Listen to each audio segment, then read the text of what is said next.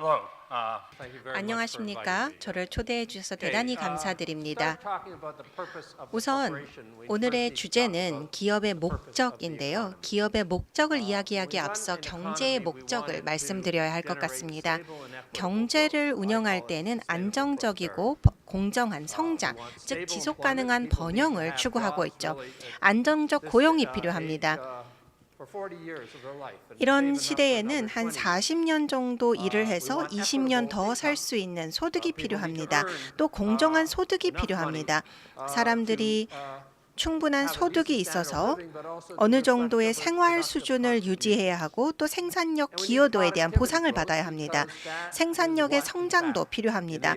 이것으로 인해서 보다 높은 생활 수준이 가능해지죠. 이것이 어떻게 가능할까요? 저는 이것을 투자의 삼각형 혹은 투자의 3대 주체라고 말씀을 드리고 싶습니다. 가계, 정부, 기업입니다. 이 3대 주체는 여러 가지를 하지만 투자를 합니다.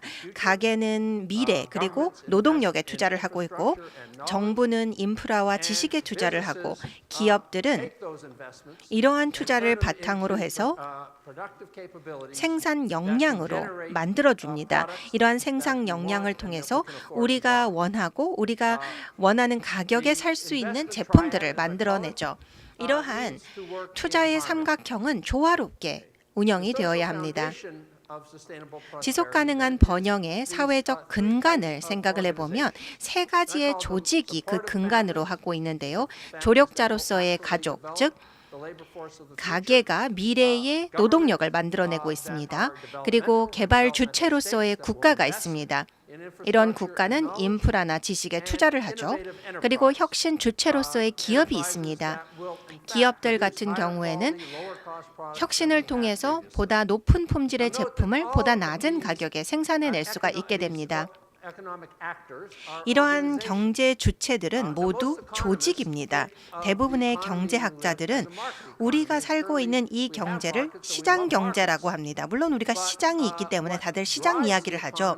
그렇지만 경제를 주도하는 것은 시장이 아닌 조직입니다. 결국은 시장을 굴러가게 하는 것은 조직이라는 점에 우리가 집중해야 할 것입니다.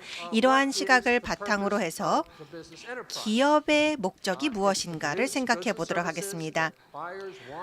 구매자들이 원하거나 필요로 하는 제품들과 서비스를 원하는 가격 혹은 지급할 수 있는 가격에 생산하는 것입니다. 그래서 이러한 재화와 용역을 생산해냄으로써 보다 높은 수준의 서비스에 대한 근간이 마련해지고 또 새로운 서비스에 대한 발전을 위한 근간이 마련해집니다. 구매자들은 무엇을 원할까요? 우리가 구매하고자 하는 것들은 우리가 꼭 필요로 한 것들인데 필수품일수록 정부의 규제의 필요성은 더 높아진다고 볼 수가 있겠습니다.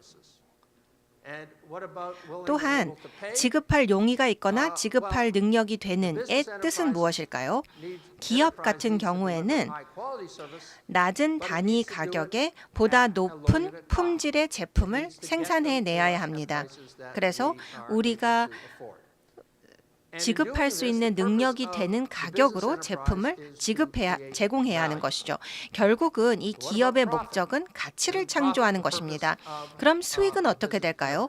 기업의 목적은 수익 창출이 아닐까요? 대부분의 경제학자들이 수익 창출이라고 이야기를 하는데 그렇지가 않습니다.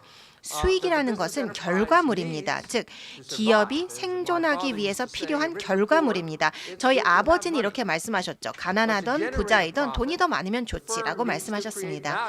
그런데 수익을 창출해내기 위해서는 기업은 가치를 창조해내어야 합니다. 이런 가치 창조는 재화와 용역의 생산을 통해서 이루어지죠. 결국은 보다 높은 퀄리티의 제품을 보다 낮은 단위 가격에 기업이 제공을 할 때 생산성이 높아지고 이러한 가치 창조를 혁신이라고 우리는 부릅니다. 그렇다면 혁신 절차, 혁신의 과정은 어떻게 나타날까요? 이것을 알아야만 가치를 창출하기 위해서 기업들이 무엇을 해야 하는지를 알 수가 있습니다. 혁신이라는 것은 불확실하고 불확실하고 집단적이며 누적이 됩니다.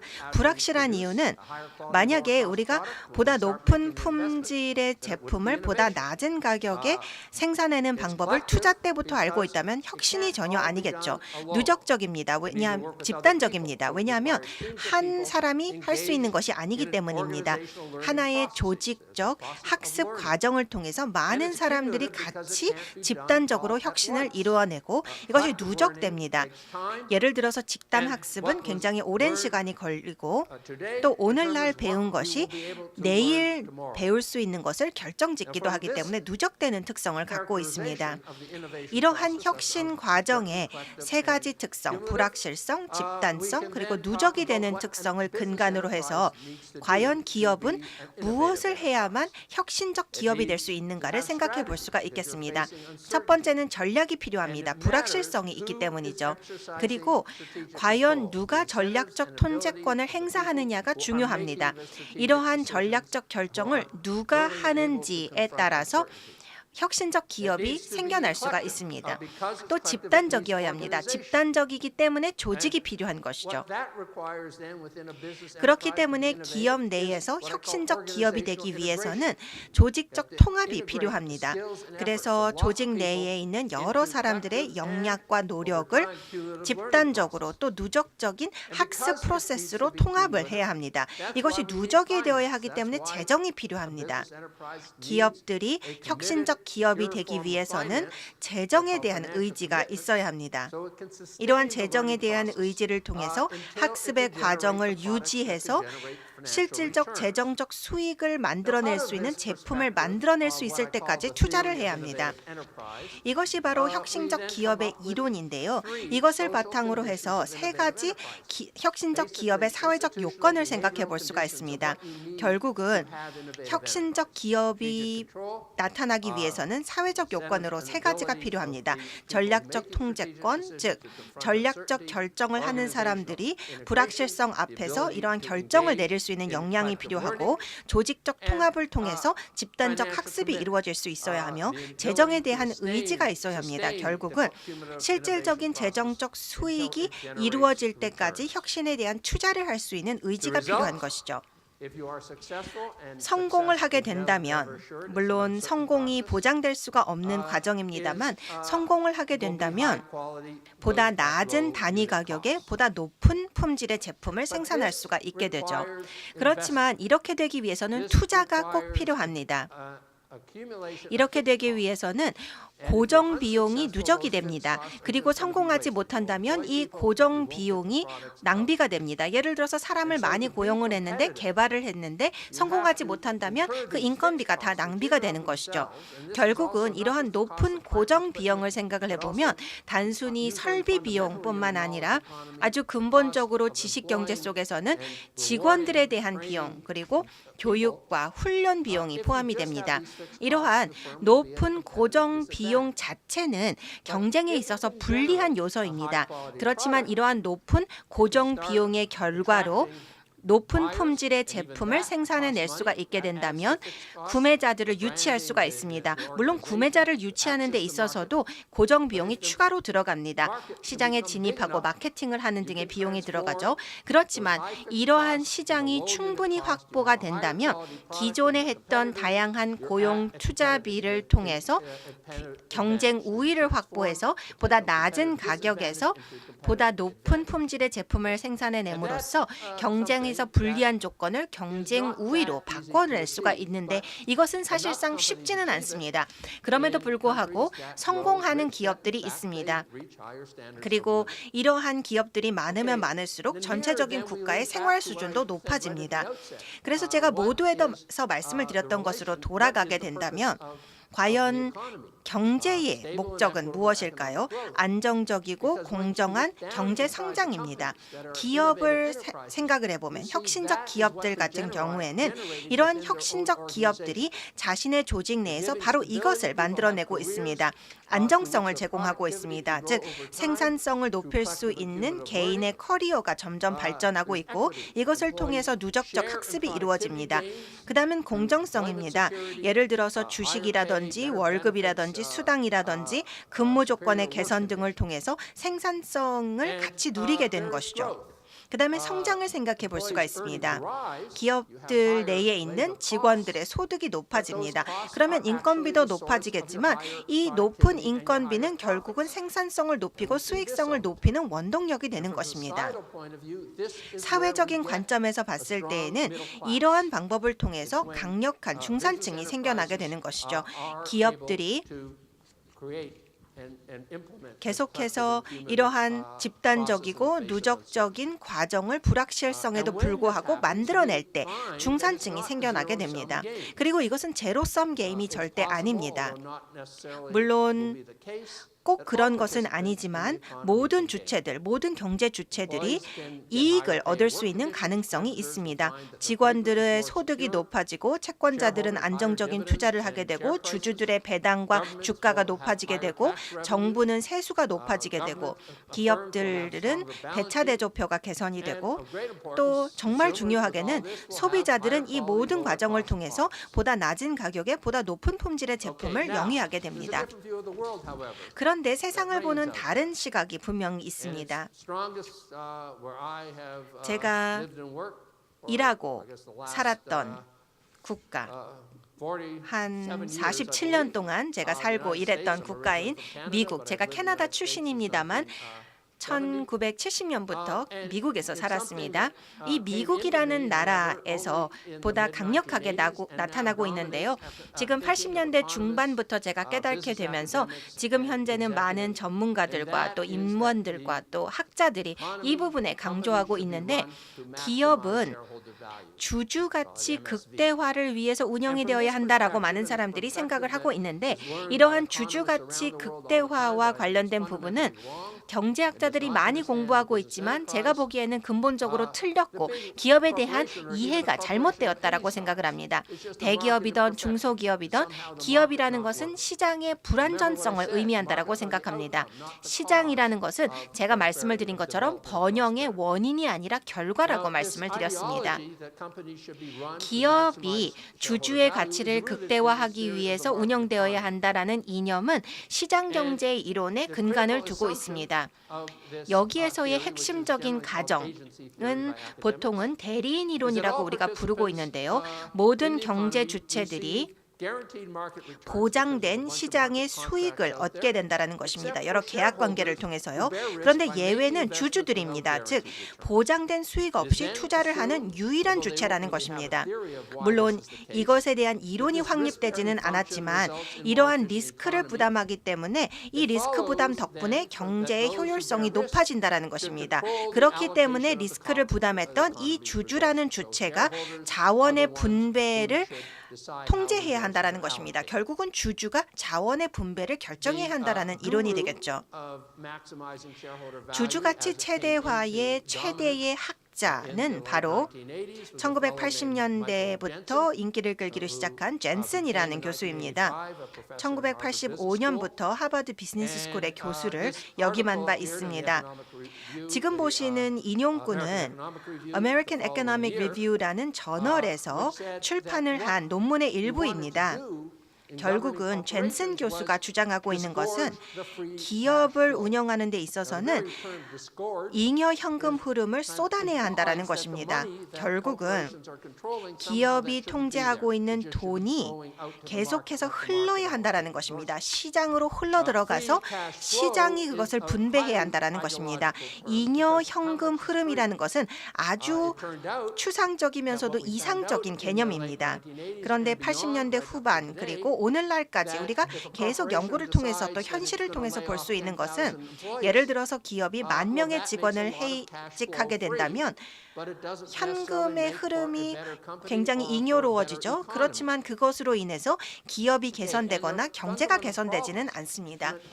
아주 근본적인 경제적 관점에서의 문제점이 있다면 즉 주주가치 극대화 이념의 아주 근본적인 문제를 한번 생각해 보도록 하겠습니다. 가정의 오류라는 것입니다. 즉 주주들만이 보장된 수익 없이 투자하는 유일한 주체라는 가정 자체가 잘못됐다라는 것입니다.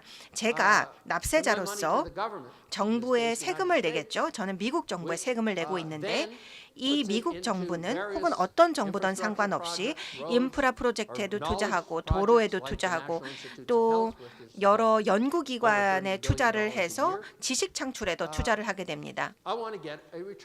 이것에 대한 수익이 필요한데 납세자로서 보장된 수익을 얻는 것은 아닙니다. 왜냐하면 결국은 정부의 투자를 통해서 개별 기업들이 어떻게 하느냐에 따라서 납세자로서의 보장된 수익은 달라질 수밖에 없고 또한 정부에게 얼마나 많이 환원하는지도 달라질 수가 있겠죠.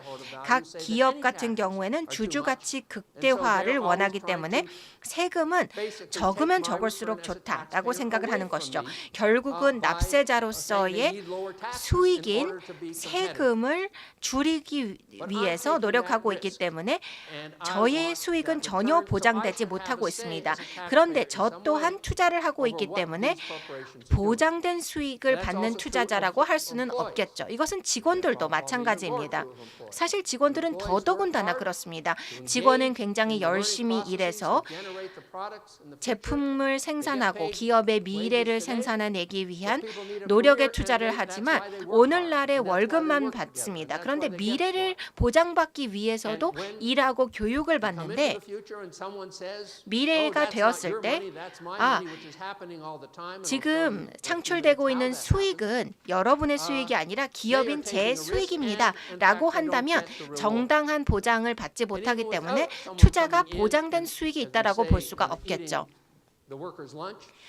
그리고 또 예를 들어서 직원들에게 돌아가야 할 수익을 주주 가치 극대화라는 이념을 통해서 주주들이 더 많이 가져간다면 주주 가치 극대화를 통해서 직원이 보장된 수익을 누리지 못하고 또 기업 활동의 실적이 좋지 않다면 원래 보장된 수익을 받지 못하겠죠. 그런데 주주 같은 경우에는 리스크가 생각보다 적습니다. 기업에 대한 기여도가 굉장히 적고 유동성 있는 시장에 투자를 하기 때문에 언제든지 투자한 주식을 거둬들일 수가 있습니다. 즉 팔 수가 있습니다. 결국은 유일하게 보장된 수익이 없이 투자를 한다는 유일한 주체는 사실상 리스크 부담이 굉장히 적고 이러한 이념 때문에 경제는 굉장히 많은 타격을 받고 있습니다. 물론 잉여 현금 흐름을 쏟아내자라고 하는 것도 한 가지 방법이겠지만 주주 가치 극대화를 위해서 지금 현재 자사주 매입이나 아니면 현금 배당 같은 것들이 활용이 되고 있습니다. 일단 이 주주가치 극대화의 문제점들을 깨닫게 된다면 가치 착출의 이론이지 가치 창조의 이론이 아니라는 것을 알게 됩니다. 물론 가치 창조의 이론이라고 주장되고 있기는 하죠. 우리는 기업의 임원들이 필요합니다. 이러한 임원들은 전략적 결정을 하고 가치 창조를 해야 합니다. 그런데 가치 착출을 해서는 안 되겠죠. 우리가 미국에서 여러 수치상을 보게 된다면 기업 임원들이 보상을 받는 방법은 사실은 주주가치 극대화를 연동으로 하고 있습니다. 그렇게 되면 결국은 자사주, 주가 조작에 대한 인센티브가 생길 수밖에 없고 이에 대해서 투기를 할 수밖에 없게 됩니다. 이것에 대한 인센티브가 있기 때문이죠. 그리고 주가 조작의 대표적인 수단이 바로 자사주 매입이 되겠습니다. 자사주 매입에 대한 그래프입니다. 미국의 연준의 데이터입니다. 그래서 여기에 보시면 2016년까지의 자료인데요. 보시면 순 주식 발행입니다. 그런데 여기에 보시면 순 주식 발행이 있습니다. 그래서 발행된 주식에서 여기 주로 자사주 매입을 통해서 마이너스로 가고 있습니다. 1984년부터 마이너스로 가고 있습니다. 그래서 여기에 파란색 선을 보시면요. 일반 제조기업들이고요. 또 특히 지난 10년간 많이 악화되고 있습니다. 2008년, 2009년 보시면 금융회사들 같은 경우는 여기 붉은색인데요. 플러스로 많이 수치가 올라갔습니다. 그 이유는 구제금융을 받은 은행들이 납세자들에게가 아니라 정부를 위해서 주식을 발행하고 있었기 때문입니다. 그리고 2007년에서 2016년까지의 평균값을 보시면요. 거의 연간 마이너스 4천억 달러입니다. 그렇기 때문에 보시면 기업들이 주식시장에 펀딩을 하는 꼴이 되고 있습니다. 여기에 보시면 제가 2015년 달러로 환산해서 이렇게 수치화를 시켰고요. 또 여기 GDP 대비로 제가 퍼센티지를 표시했습니다.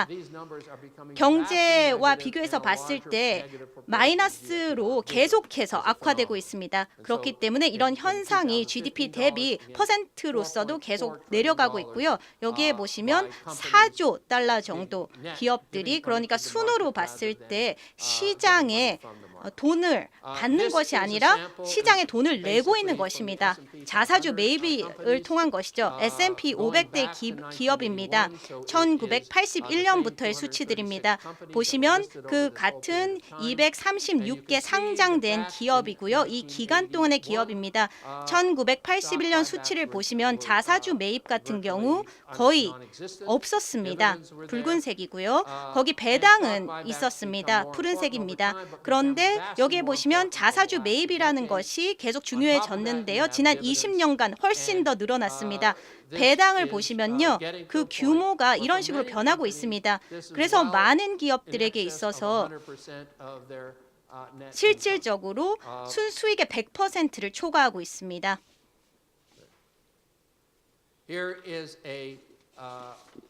여기에 보시면 25대 미국의 최대 규모의 자사주 매입을 하는 기업들입니다. 2006년에서 2015년인데요. 상단에 보시면 엑손 모빌입니다. 그래서 여기에 보시면 연간 2,060억 달러 정도 됩니다. 이를 통해서 주가의 조작을 한다고 할 수 있습니다. 그렇기 때문에 주가 조작이라고 할 수밖에 없습니다. 그래서 마이크로소프트는 120억 달러의 자사주 매입을 하고 있고요. 또 수치를 보시면 계속해서 140억, 120억 이런 식으로 자사주 매입을 굉장히 큰 규모로 하고 있습니다. 많은 경우에 있어서 자사주 매입 자체가 순소득의 100% 이상입니다. 그렇기 때문에 배당까지 저희가 보게 되면은 이 기업들이 이렇게 돈을 계속 쓰고 있는 것입니다. 이를 통해서 혁신에 많이 저해가 되고 있습니다. 그래서 기업들이 가치를 제대로 창출하지 못하고 있습니다. 그런데 기업의 최고 중역들은 사실 주가를 띄우는 데 더 관심이 있습니다. 이는 가치 창조가 아니라 주가 조작이라고 할 수 있습니다. 왜냐하면 이런 중역들은 일반적으로 주가 연동 보상을 받고 있기 때문입니다. 그래서 조직 통합이 아니라는 것이죠. 이런 자금을 통해서 우리가 직원들에게 교육을 하고 유지를 하고 보상을 하는 것이 아닙니다. 그래서 기업이 학습을 하는 데 필요한 부분에 기여되는 것이 아닙니다. 확실히 알 수 있는 것은 여기에 재정적인 의지가 없다는 것입니다. 그래서 돈이 들어있는 것이 아니라 계속해서 기업에서 나가고 있습니다.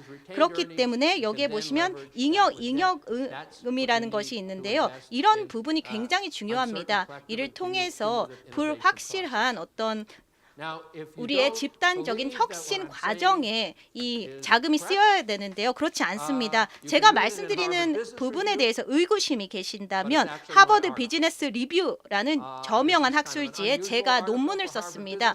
하버드 비즈니스 리뷰에 있어서 조금 이례적인 기사였습니다. 왜냐하면 번역 없는 수익이라는 제목이었고요. 또 여기에 보시면 소재가 이런 자사주 매입을 통해서 시장을 조작하고 주주들에게 피해를 입힌다라는 것이었습니다. 몇 년 전에 실렸고요. 또 HBR 맥킨지 상을 수상했습니다. 하버드 비즈니스 리뷰의 2014년 최고의 논문이었다는 것이죠. 많은 사람들이 이 자사주 매입을 통해서 이제 기업들의 가치 착출에 대해서 전혀 고려를 하지 않은 경우도 많았기 때문에 익숙하지 않다고 생각하시는 분들도 많이 계셨습니다. 기사 를 보시면 여기 이 그래프가 있었습니다. 이 그래프를 보시면 생산성의 증대와 또 사람들의 임금 증대가 나와 있습니다. 1940년에서 2012년까지 여기에 나와 있는데요. 여기 보시면 아시겠지만 이 도표를 보시면 초창기에 사람들의 임금은 생산성을 따랐습니다. 그 이유는 미국의 기업 규모에 상관없이 근로자였다면 기본적으로 평생 직장이라는 것이 있었습니다. 왜냐하면 사람들이 확정 급여형 연금이라는 것을 주로 받았고요. 또 미국의 백인 남성들은 주로 이런 안정적인 평생 직장을 가질 수 있었습니다. 그런데 1970년부터 많이 약화됐고요. 극단적으로 변했습니다. 생산성이 여전히 느리지만 증대되고 있습니다. 그런데 여기에 보시면 격차가 커지고 있습니다. 생산성 증가와 임금 증가에 이렇게 큰 격차가 있습니다. 여기에 보시면 브루킹스 연구소에서 또 몇 년 전에 제가 주장했던 부분입니다. 그래서 우리가 직원들을 유지하고 재투자를 해야 되는데 지금 구조 조정 및 배분이 되고 있다는 것입니다. 그래서 구조 조정을 계속하고 사람들의 교육에 신경을 쓰지 않고 주주들에게 이런 이익만 계속해서 분배를 하고 있다는 것입니다. 마이클 젠슨과 또 이 중개인 이론에서 얘기했던 것과 마찬가지로 현금을 이렇게 풀어버렸다는 것이죠. 미국 경제에 큰 해를 끼치고 있고요. 또 여기 미국의 불평등을 악화시키고 있습니다. 여기에 보시면 또 제가 다른 논문을 썼는데요. 제목이 바로 지금 자사주 매입의 피해, 기업들이 투자를 줄이고 상위 소득에 집중되고 중산층 고용 기회가 많이 줄어들고 있다는 것입니다. 또 여기에 보시면 피케티 앤 시스의 자료인데요. 여기 전반적으로 미국의 최고 0.1%의 소득자들을 보시면요. 그들의 이런 소득을 보시면 여러 가지 부분으로 이루어져 있는데요. 이런 부분들이 계속해서 변하고 있습니다. 그러니까 미국의 최고 0.1% 소득자 같은 경우 지금 여기 이 주식시장이 폭락하기 전에 이렇게 12% 정도가 이런 식으로 많이 줄어들었다가 많이 올라갔습니다. 푸른색을 보시면 저희가 연봉 샐러리라고 하는데요. 여기 주식 기반 소득도 포함이 되어 있습니다.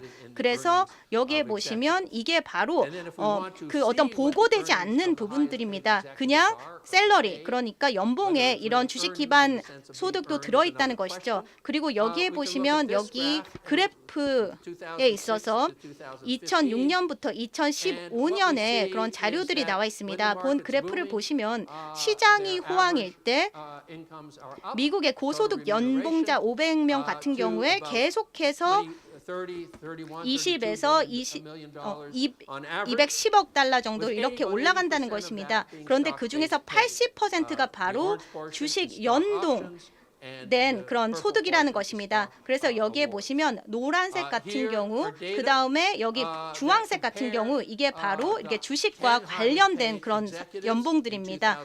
그리고 2014년에 최고의 그런 연봉자들의 성과들이 나와 있는데요. 최고의 소득을 올리는 헤지펀드 매니저들입니다.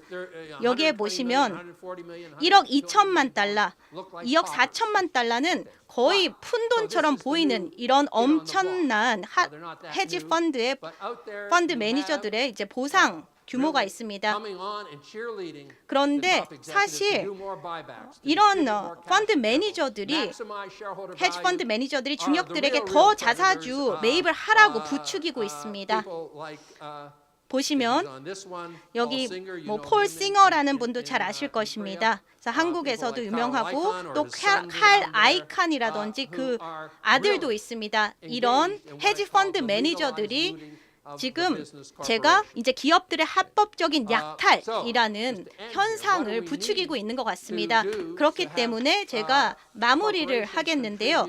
기업들이 지속 가능한 번영에 기여를 해야 되는데요. 제가 초반부에 말씀을 드렸습니다.